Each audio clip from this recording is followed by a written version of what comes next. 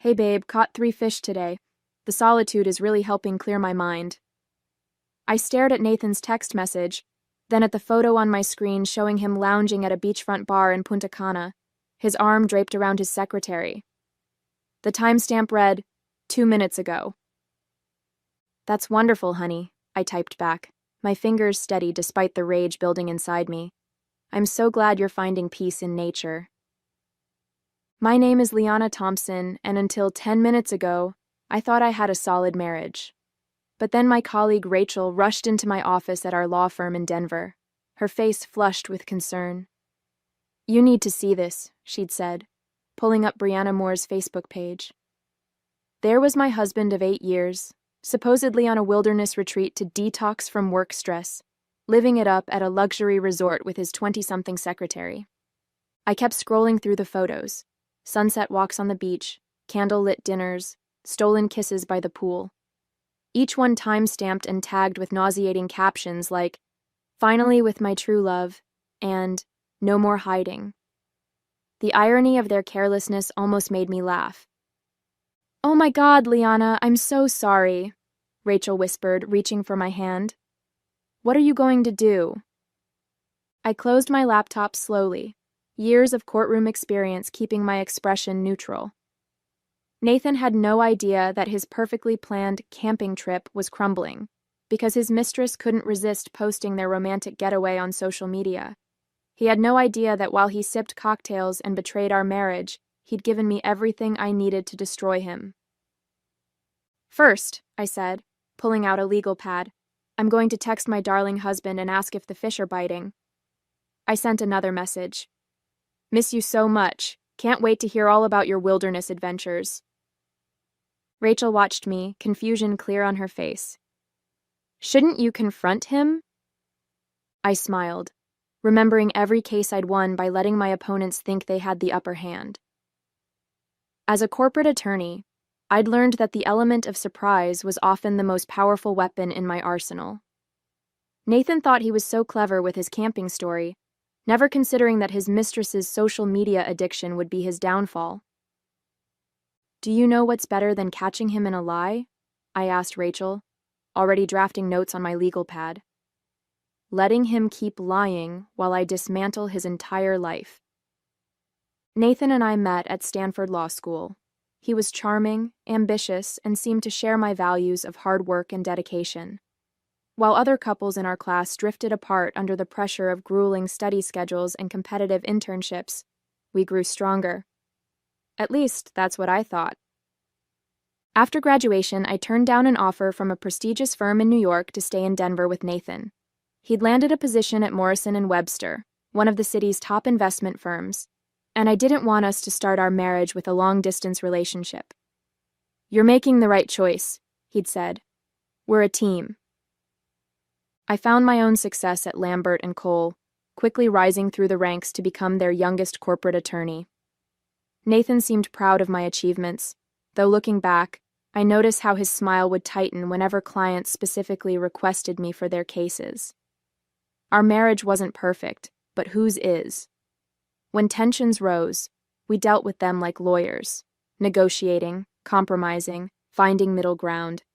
Then Brianna arrived at his firm 6 months ago, young, attractive, and apparently very good at her job, according to Nathan's frequent mentions. "She's so efficient," he'd say. "Finally, a secretary who can keep up with my schedule." I ignored the warning bells. After all, I trusted my husband. Rachel's voice pulled me from my thoughts. "Remember when he missed your anniversary dinner last month? Said he had to work late?" I pulled up Brianna's Facebook page again, scrolling back through her timeline. There it was, a check-in at Barolo Grill, the same night. The caption read, "Late night at the office never felt so good." "I can't believe I was so blind," I muttered, but Rachel shook her head. "You weren't blind, Liana. You were trusting. There's a difference." I thought about all the other signs I'd dismissed. The new gym membership he never used, the sudden interest in work conferences out of state, the passwords changed on his phone and laptop, classic signs I'd seen in countless divorce cases I'd handled, yet I'd convinced myself our marriage was different. You know what the worst part is? I said, pulling up our joint account records. He's using our money to finance their little romance. Rachel's eyes widened as I showed her the recent transactions. First-class tickets to Punta Cana? A 5-star resort? Yes, I replied, already drafting an email to my bank. But not for long. I spent the next hour methodically documenting every suspicious transaction from our joint accounts. Living room forgotten, dinner growing cold. None of it mattered as I built my case. The evidence was damning. Expenses for jewelry I'd never received, dinners at restaurants I'd never visited, hotel charges in cities where Nathan had claimed to be meeting clients.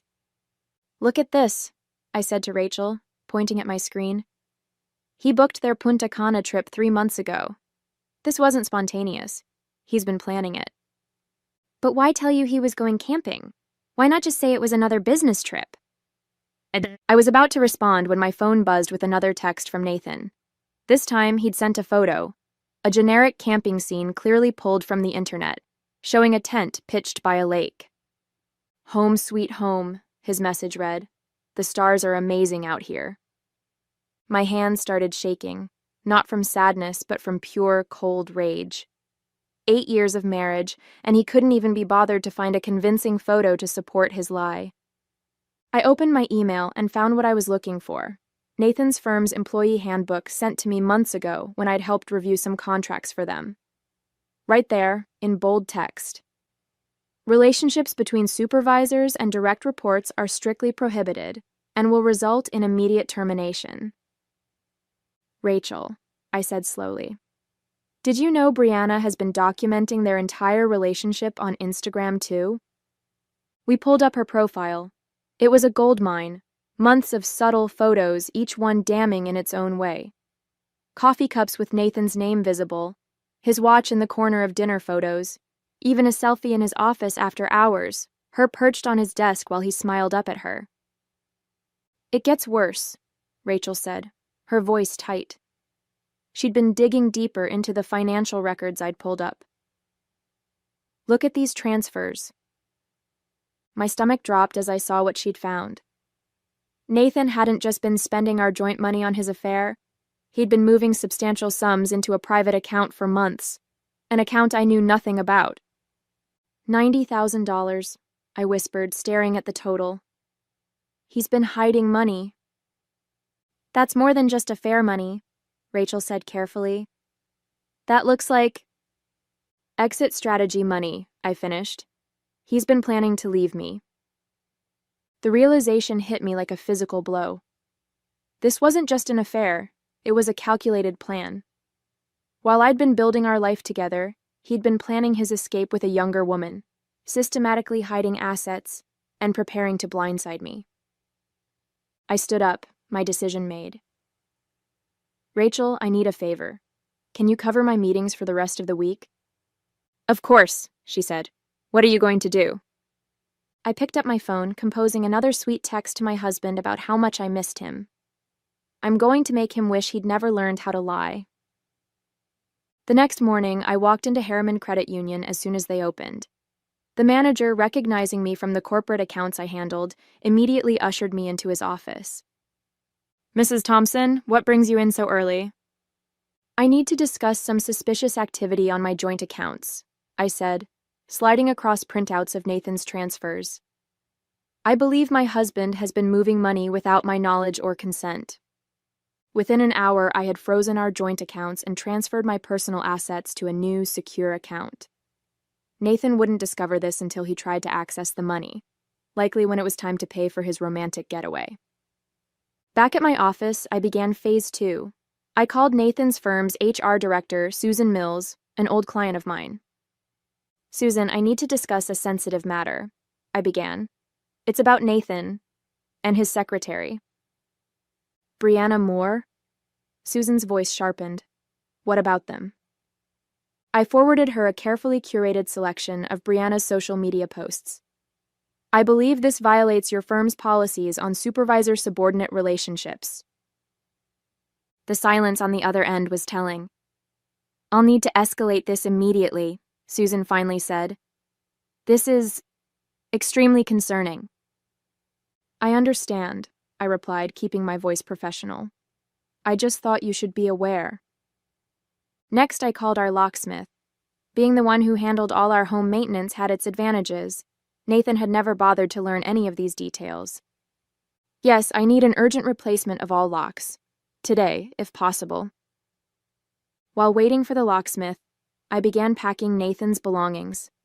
Each designer suit, each expensive tie, each monogrammed shirt went into heavy-duty garbage bags. 8 years of marriage reduced to black plastic sacks on our pristine driveway. My phone buzzed. Another text from Nathan. Missing you. Can't wait to tell you all about my adventures. I smiled, typing back. Miss you too. Hey, quick question. Did you remember to pay the credit card bill before you left? His response came quickly. Of course, honey. Don't worry about anything. Another lie. I knew he hadn't paid it because I was looking at the overdue notice right now. He'd been too busy planning his getaway to handle basic responsibilities. Rachel called around noon. Liana, you need to see this. Brianna just posted again. I pulled up Facebook. There was my husband, raising a champagne glass on a sunset cruise. The caption read, Living my best life with my soulmate. No more hiding. No more hiding indeed, I murmured, forwarding the photo to Susan at HR. The locksmith arrived just as I received an email from my divorce attorney confirming she'd filed the paperwork. Everything was falling into place. Then my phone rang. Nathan's boss, James Morrison himself. Liana, he said, his voice grave.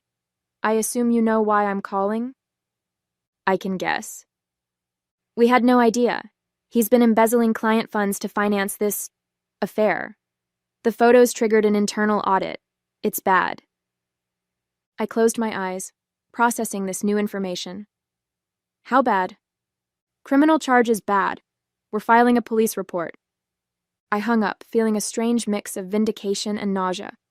I hadn't expected this level of betrayal, but it only confirmed I was doing the right thing.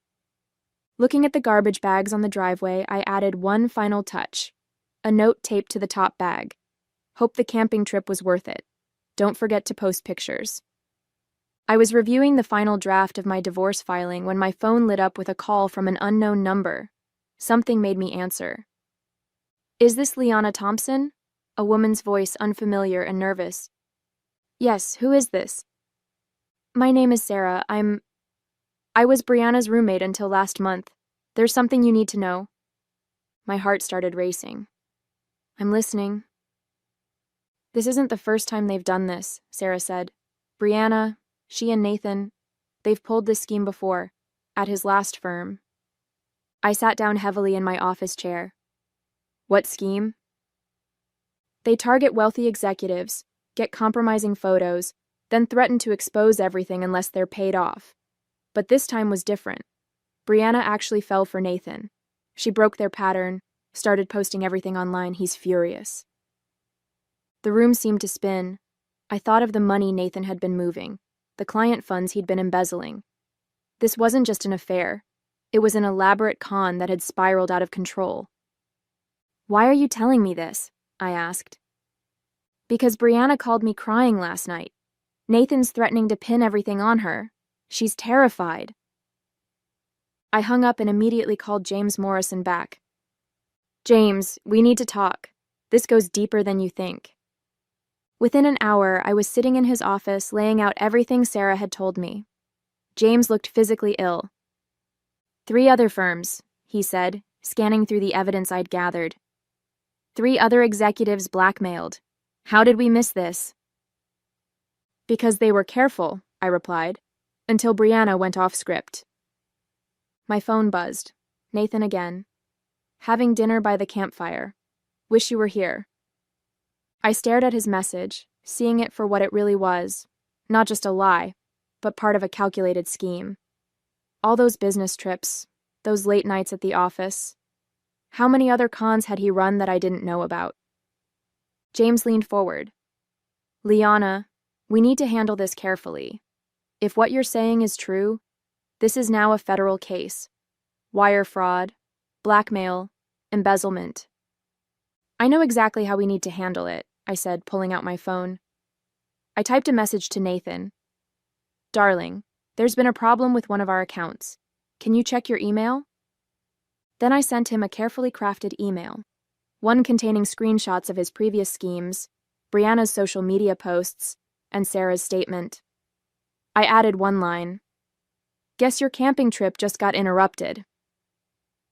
Within minutes, my phone exploded with notifications.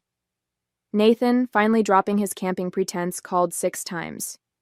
Brianna posted a long, tearful video confession on Facebook before deleting her entire account. The house of cards was collapsing. James had already contacted the FBI. They want to meet tomorrow morning, he said. This could be huge. I nodded, feeling strangely calm. I'll be there. That evening, as I sat in my newly secured home, I received one final text from Nathan. You don't understand what you've done. I can explain everything. I smiled, thinking of all the evidence safely documented and distributed to multiple authorities. Actually, I typed back, I understand perfectly, and unlike your camping photos, I have real receipts. Then I blocked his number and poured myself a glass of wine. Tomorrow would be intense, but tonight, I could savor the fact that Nathan's perfectly constructed house of lies was burning to the ground. The FBI meeting was scheduled for 9 a.m. By 8:30, the lobby of Morrison & Webster was in chaos. Nathan and Brianna had apparently tried to flee Punta Cana separately, only to be detained at the airport by Dominican authorities. James Morrison looked like he hadn't slept. 6 clients, he said, rubbing his temples. They blackmailed 6 of our top clients. The total amount is over $2 million, I finished. The forensic accountants had worked through the night. And that's just what we've found so far. Agent Phillips, a sharp-eyed woman in her 40s, spread photos across the conference table. Nathan and Brianna, with different executives, all following the same pattern. The evidence was overwhelming. Mrs. Thompson, she said, your husband and Ms. Moore will be extradited within 48 hours. But we're more interested in the money trail.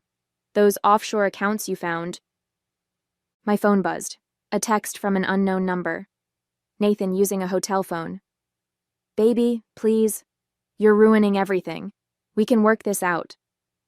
I showed the message to Agent Phillips, who nodded.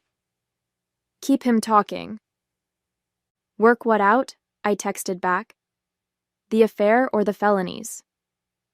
You don't understand, he replied immediately. I did this for us. The money was for our future. I almost laughed. Our future? While you were planning to leave me? Who told you that? Brianna? She's lying. She means nothing. Agent Phillips was recording every message. He's scrambling, she observed. Push harder. Really? I wrote. So you didn't help her set up that account in the Caymans? The one you've been funneling client money into? The typing bubbles appeared and disappeared several times. Finally, how did you find out? I completed his thought. I'm a corporate attorney, Nathan. Following money trails is literally my job. By the way, the FBI says hello. His response was immediate and desperate. I'll tell you where all the money is, just don't let them arrest me. Agent Phillips smiled. Got him. Within hours, Nathan and Brianna were in custody. Their scheme had been bigger than anyone imagined, spanning multiple states, firms, and victims. The FBI found accounts in 3 different countries. James Morrison called an emergency board meeting. The firm's reputation, he began. Will survive, I interrupted. Because you caught it, reported it, and are making all the victims whole. That's the story we're telling. He looked at me gratefully. Liana, if you want to join us as general counsel... Let me think about it, I said, though I already knew my answer. I had bigger plans. Later that evening, as I sat in my home office, Rachel brought over dinner and wine. So, she said, I heard Nathan's trying to plea bargain. I nodded. offering to testify against everyone involved in their previous schemes. Apparently, there were more victims than even I found. How are you holding up? I looked around my office, at the degrees on the wall, the case files I'd won, the life I'd built. You know what's funny? He always treated my career like it was a hobby, something I did to pass time until we had kids. He never realized that all those skills, all that experience, it was exactly what I needed to bring him down. Rachel raised her glass. To karma?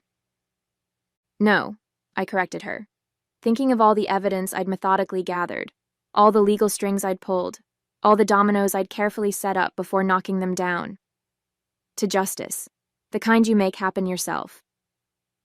The trial was mercifully brief. Nathan and Brianna both took plea deals. He got 8 years, she got 5.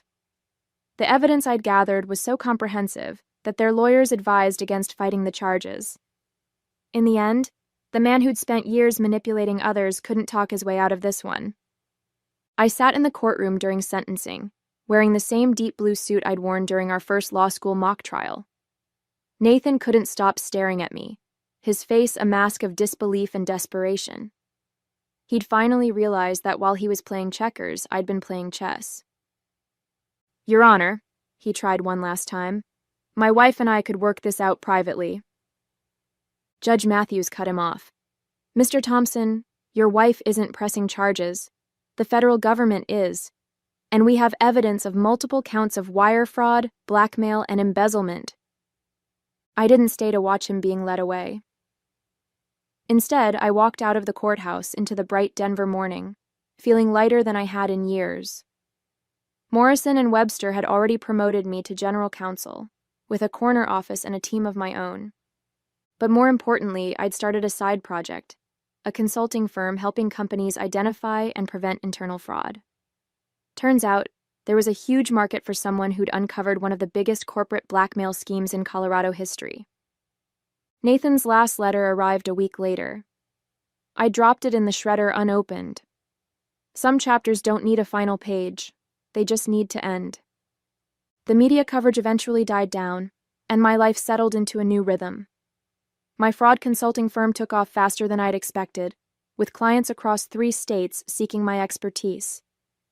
Sometimes I wondered if Nathan saw the articles about my success from his prison cell. One morning, 6 months after the sentencing, Brianna's former roommate Sarah came to my office. I heard you help companies protect themselves against fraud now, she said hesitantly. I'm starting a small business, and I thought, well, after everything that happened.